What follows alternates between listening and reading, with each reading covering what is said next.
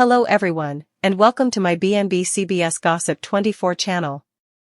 Luna didn't plan to crash the engagement party, not the way storms do'n't plan to break the sky open, but the moment she stepped through the bejeweled doors and felt the air cake with champagne bubbles, forced grins, and the brittle sound of festivity, she knew this night was going to shatter commodity endless, because Electra and Will stood at the center of the room glowing in that curated, picture-perfect way that screamed fortune to everyone watching, their hands intertwined, her ring flashing like a pledge etched in diamonds, and the guests, Forresters, Spencers, Logans, and all the ringing power players of their world were formally rehearsing the story they would tell latterly about how love always wins, how this was meant to be, how nothing could touch them, and Luna felt the taradiddle of it press against her caricatures until it hurt to breathe, because she was carrying a verity that had weight, history, and consequences, and formerly spoken it could no way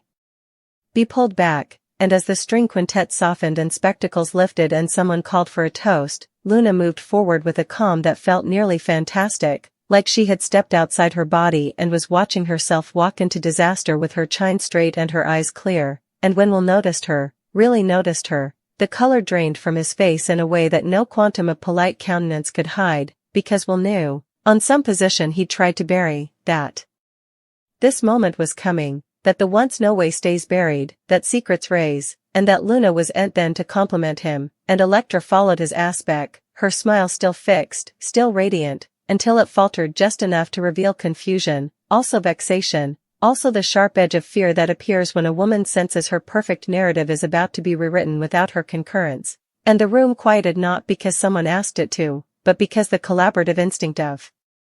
reproach demurred in, because everyone could feel the shift, the way festivity was curdling into spectacle, and Luna stopped a many bases down from them, near enough that Electra could see the immutability in her eyes and Will could see the reckoning he'd been avoiding, and Luna didn't raise her voice or make a dramatic flourish, because the verity didn't need theatrics, it only demanded air, and when she spoke Will's name, vocally but easily, it sliced through the room sharper than a laugh, and Will's jaw tensed as he rumored for her to stop, to please stop. But Luna shook her head, a small, sad stir, and said that she was done stopping, done carrying his silence, done watching him make a future on a foundation that would rot the moment anyone looked too nearly, and Electra stepped forward also, protective and indignant, demanding to know what this was about, criminating Luna of covetousness, of attention-seeking, of trying to ruin the happiest night of their lives. And the irony of that expression hung heavy as Luna turned her aspect completely on Electra and said, with ruinous clarity, that she wasn't there to ruin anything, she was there because the verity was formerly rotting it from the inside, and she refused to be complicit any longer, and a murmur gurgled through the guests as Luna revealed that she and Will participated a history Electra didn't know about, not just a coyness or a mistake, but a relationship erected in murk, full of pledges Will had sworn were temporary falsehoods he told himself while planning a future he claimed he didn't want, and Will intruded her also, his voice cracking as he claimed that whatever happened was over, that it meant nothing now, that he loved Electra, and Luna's laugh, quiet, broken, cut deeper than wrathfulness because she said that was the problem, that it no way meant nothing, that it meant enough for him to lie, to manipulate, to keep her close when it suited him and distant when it didn't, and that Electra merited to know exactly who she was promising her life to, and Electra's face went pale, also flushed, also hardened as she demanded specifics, evidence, commodity concrete beyond allegations, and Luna didn't vacillate, because she had come set for unbelief, and she described moments only Will could confirm, words he'd rumored when he allowed no bone differently would ever hear them, plans he'd half-formed about running down from prospects, from family pressure, from a life that felt pre-written, and with every detail Will's silence grew heavier until it was louder than any denial, and Electra turned to him, searching his face for consolation, for outrage on her behalf, for anything that would perforation Luna's narrative, but Will couldn't meet her eyes, and that was the moment the engagement truly failed, not with a cry or a throne ring, but with the ruinous quiet of consummation, because Electra understood also that this wasn't a bitter partner spinning fantasies, this was a woman who had been woven into the private corners of Will's life, and Electra's voice quivered as she asked him if it was true, if any of it was true, and Will's failure to answer incontinently was the answer, and Luna pressed on, not out of atrocity but out of a fierce, painting need for honesty, revealing that Will hadn't just prevaricated. About the history, he prevaricated about timing, about consummations, about choosing Electra freely rather than by dereliction, and she exposed how he'd come to her indeed after getting serious with Electra, claiming confusion, claiming fear, claiming love he wasn't stalwart enough to live up to, and the room felt claustrophobic as guests shifted uncomfortably, some sympathetic, some hypercritical, all skewered, because this was no longer gossip, it was a public necropsy of a relationship that had been celebrated moments before, and Electra's countenance eventually cracked as gashes welled in her eyes, not the graceful gashes of a woman wronged in private, but the raw, humiliating gashes of someone realizing she had been the last to know, and she asked Luna why she was doing this now, why tonight, why in front of everyone, and Luna answered with a verity just as sharp, saying that she had tried to walk down still, that she had tried to let Electra have her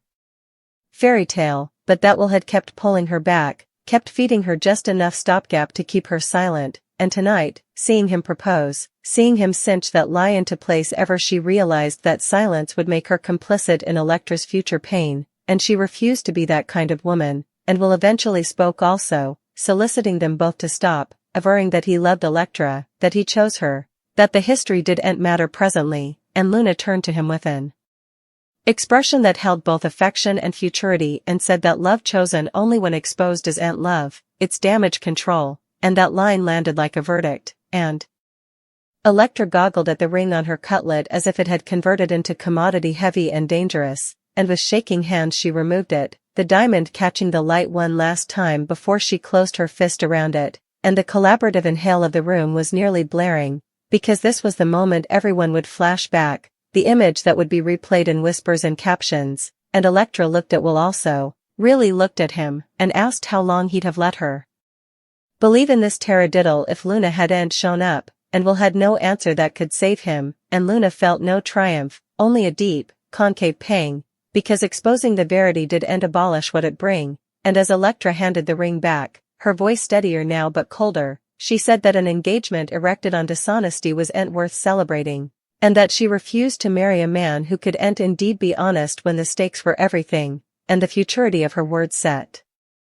the room, and Will reached for her, panicked, but she stepped back, putting physical space between them the way she was formerly putting emotional distance, and Luna watched it all with a complicated blend of anguish and relief, knowing that she had exploded a lemon that would ripple through all of their lives, but also knowing that the explosion had cleared a verity that could no longer suffocate in silence, and as Electra turned down, her head held high despite the gashes barring her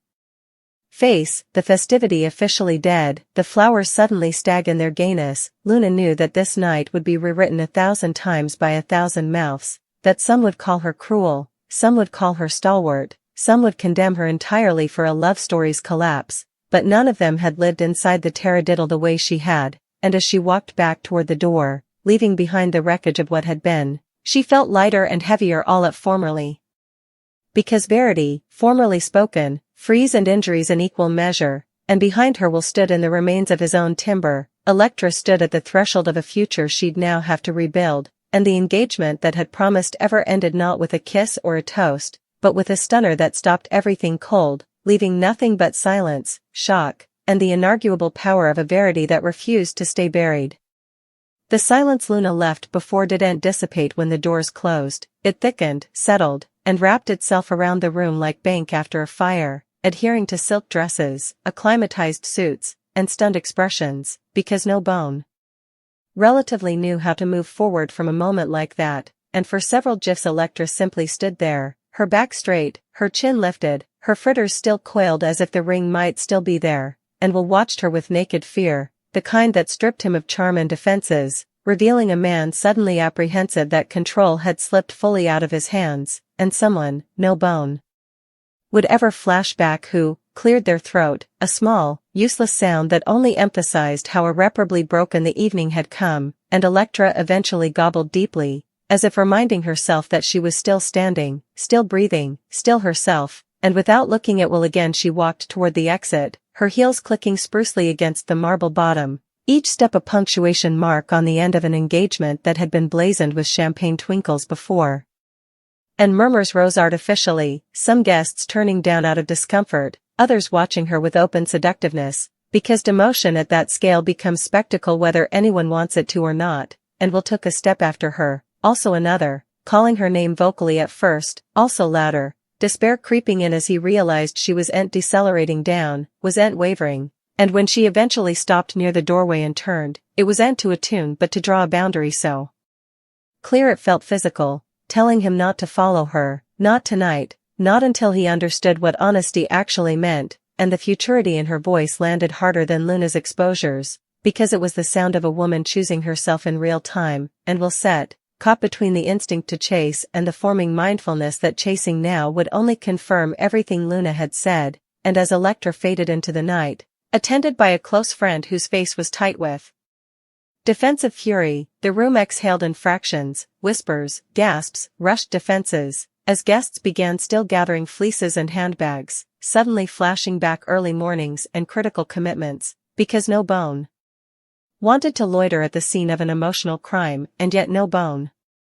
wanted to be the first to leave either, as if abandoning the space might cement the reality of what had happened, and Will stood alone at the center of it all, the abandoned ring heavy in his win, gaping at it like an object from a life that no longer belonged to him, while across the room a many-aged power players changed knowing aesthetics, the kind that said they had seen performances of this before, that love in their world frequently came with contributory damage, and outdoors, Luna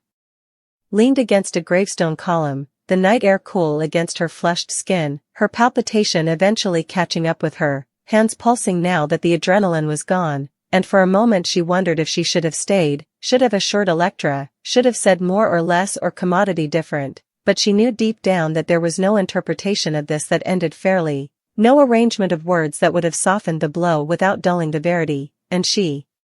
closed her eyes compactly, letting the sounds of the megacity base her, until the doors opened again and Will stepped out, his expression fractured, wrathfulness and grief and remorse fighting for dominance, and he indicted her of destroying his life, of demeaning him, of stealing him of happiness he'd been trying to choose, and Luna met his rage with a tired immutability, telling him that lives erected on falsehoods don't get destroyed, they collapse under their own weight, and that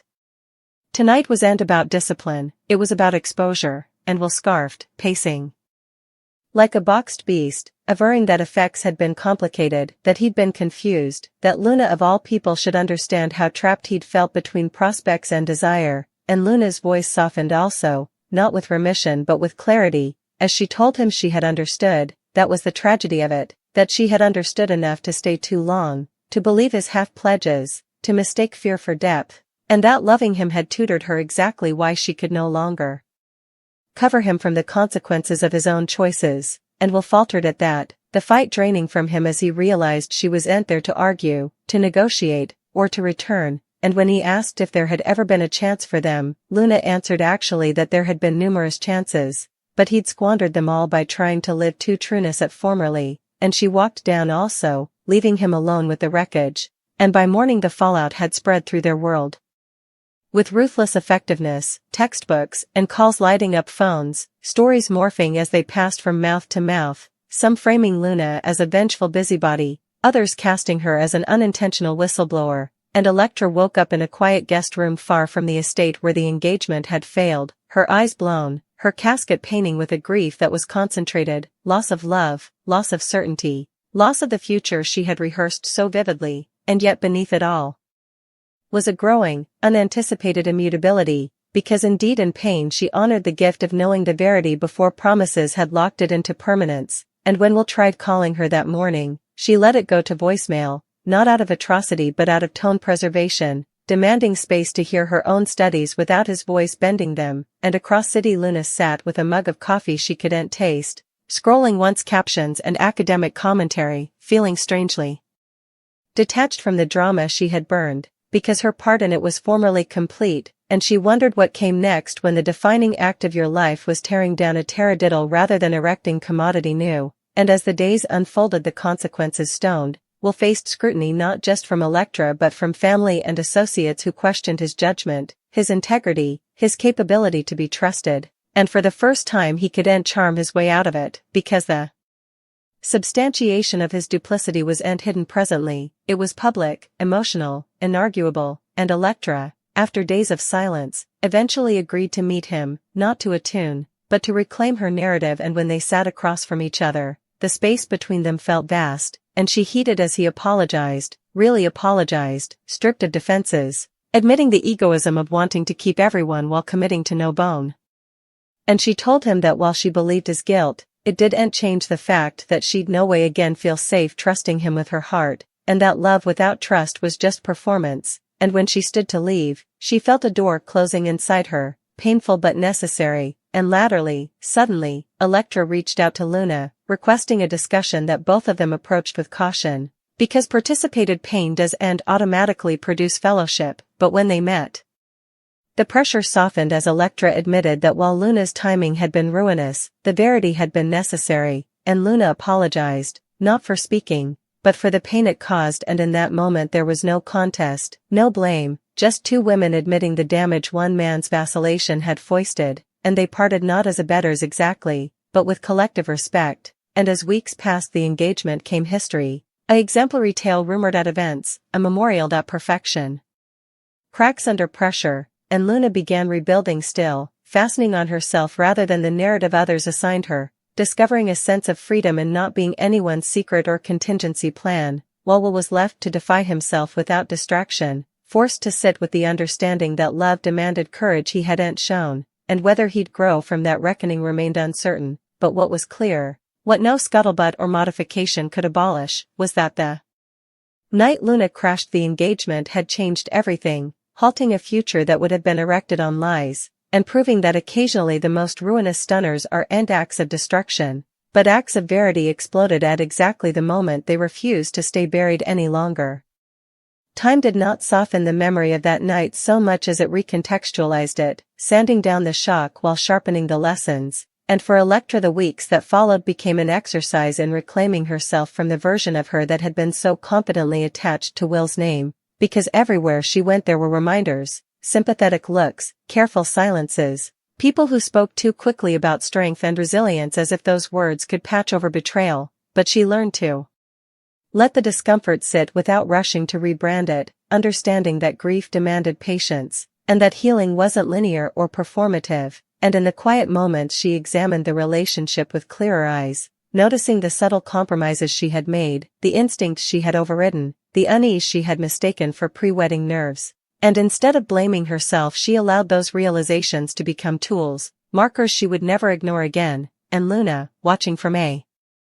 distance, felt a cautious sense of relief as Electra stepped back into her own power, because the worst fear she had carried, that exposing the truth would destroy Electra completely, never materialized, and that knowledge helped Luna release some of the guilt she had been carrying like a second skin, and she poured her energy into rebuilding her life on her own terms, finding unexpected comfort in routine, in friendships that didn't require secrecy, in the radical simplicity of honesty, and when she crossed paths with Will again weeks later, it was brief and restrained, the intimacy between them finally stripped of illusion, and he looked older somehow, not in years but in awareness, as if the consequences had forced him to see himself without filters, and while he didn't ask for forgiveness, his quiet acknowledgement of the pain he'd caused felt more meaningful than any grand apology would have, and Luna accepted it not as closure but as confirmation that speaking up had mattered, and gradually the story stopped being about scandal and started being about aftermath, about a man learning too late, about two women choosing truth over comfort, and about the strange, brutal grace of a moment that halts everything so something more honest can begin, and though none of them would ever describe that night as anything but devastating, each carried forward a different, hard-earned understanding, that love cannot survive in the dark, that silence is never neutral, and that sometimes the most loving act is the one that feels like a wrecking ball in the moment, but becomes the foundation for something real once the dust finally settles.